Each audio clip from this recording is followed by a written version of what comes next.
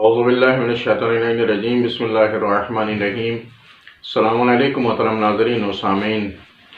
ولادت امام محمد تقی علیہ السلام کا موقع ہے۔ اس موقع کے اوپر ہم تمام ناظرین کی خدمت میں تہنیت و مبارکباد پیش کرتے ہیں، بالخصوص علماء مراج کرام اور امام زمان علیہ السلام کی خدمت میں تہنیت و مبارکباد پیش کرتے ہیں۔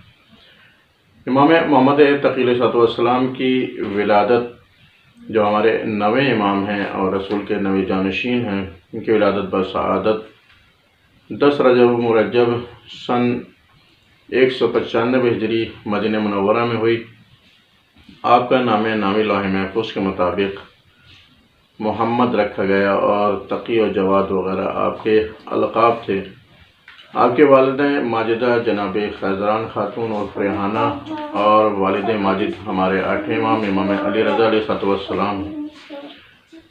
آپ نے بالکل اسی طرح سے وہی سیرت، اسی رفتار و گفتار کے ساتھ زندگی گزاری جس طرح سے رسول خدا نے زندگی گزاری تھی، اس لیے کہ آپ کو رسول خدا کے نویں جانشین تھے۔ چنانچہ آپ نے 25 سال کچھ ماہ زندگی گزاری، جس میں بہت زیادہ خدمت اسلام کی، کم سنی سے آپ کے مناظرے ہوئے، آزمائشیں ہوئیں۔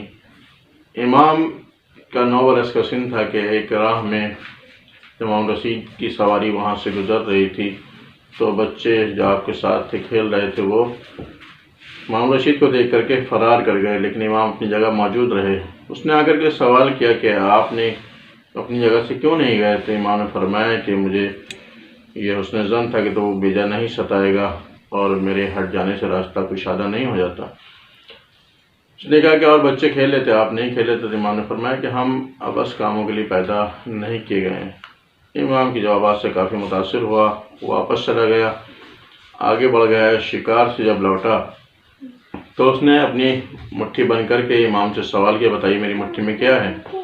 تو امام نے جواب بھی دیا اور پورا منظر بھی بیان کیا کہ سلاطین وقت شکار کے لیے نکلتے ہیں اور اپنے پرندے کو ہوا میں پرواز کرنے کے لیے چھوڑ دیتے ہیں، وہ وہاں سے فضا سے مچھلی شکار کر کے لے آتا ہے جو بادلوں کے ساتھ آ جاتی ہے، اور اس کے بعد خاندان نبوت کا امتحان لیتا ہے، بتائیے میری مٹھی میں کیا ہے؟ تو امام نے جواب بھی دیا اور پورا واقعہ بھی پس منظر میں بیان کر دیا۔ اس امام کے جواب سے بہت زیادہ متاثر ہوا اور اس نے یہ فیصلہ لیا کہ اپنی بیٹی ام الفضل کی شادی امام کے ساتھ کرے۔ کچھ وزراء کو یہ فیصلہ ناگوار تھا، انہوں نے کہا کہ مناسب نہیں ہے، کمسن ہے۔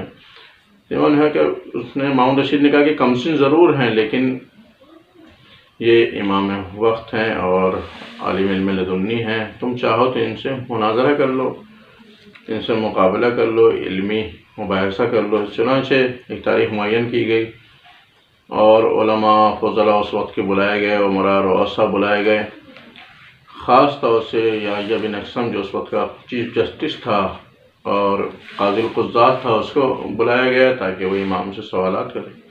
چنانچہ معین تاریخ کے اوپر سب جمع ہو گئے، مد مقابل یحییٰ بن اقسم تھا اور امام کو امام رشید نے اپنی مسند پہ بٹھایا تھا جو بادشاہ وقت تھا۔ چنانچہ سوال جواب کا جب موقع آیا تو کہا گیا کہ یحییٰ بن اقسم سے کہ سوال کرو امام سے، تو اس نے کمسن ہے کیا جواب دیں گے؟ اس نے بہت سوچ کے ایک سوال کیا کہ بتائیے کہ اگر کوئی حالت احرام میں شکار کر لے تو اس کا کفارہ کیا ہوگا؟ امام نے فرمایا کہ یہ ناقص سوال ہے، سوال میں یہ بات واضح نہیں ہے کہ شکار کرنے والا بالغ تھا کہ نابالغ تھا، مسئلے سے واقف تھا کہ ناواقف تھا، اس نے شکار خشکی میں کیا یا تری میں کیا کہ جانور کا شکار کیا۔ اس طرح سے اس امام نے ہزاروں شقیں ایک سوال میں پیدا کر دیں، پھر ہر ایک کا جواب دیا کہ مسئلے سے ناواقف ہے تو یہ کفارہ ہوگا، نابالغ ہے تو یہ کفارہ ہوگا، بالغ ہے تو یہ کفارہ ہوگا، مسئلے سے واقف ہے تو یہ کفارہ ہوگا، خشکی میں شکار کیا ہے تو یہ کفارہ ہوگا، تری میں شکار کیا ہے شکار کرنے والے نے تو یہ کفارہ ہوگا۔ تو ہر ایک شخص کا پھر امام نے خود ہی جواب دیا۔ یحییٰ بن اقسم مبہوت ہو گیا، بڑے مجمع میں امام کی فتح ہوئی اور یحییٰ بن اقسم کی شکست ہوئی۔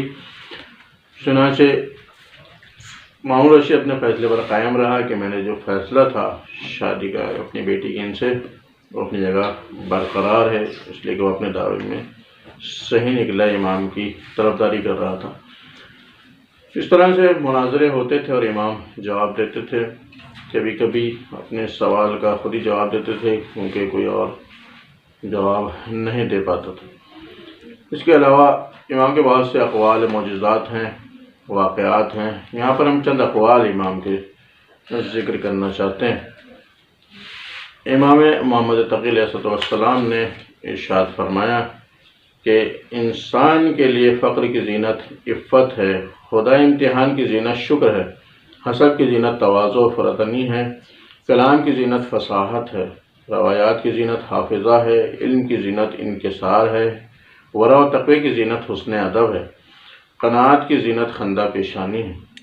اس کے علاوہ امام نے فرمایا کہ خدا کی رضا حاصل کرنے کے لیے 3 چیزیں ہونی چاہیے: اول استغفار، دوسرے نرمی و فروتنی، تیسرے زیادہ سے زیادہ صدقہ دینا۔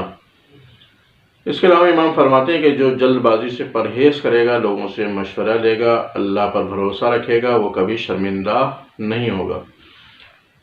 دوسرے قول میں فرمایا کہ شریف وہ ہے جو عالم ہے اور عقل مند وہ ہے جو متقی ہے۔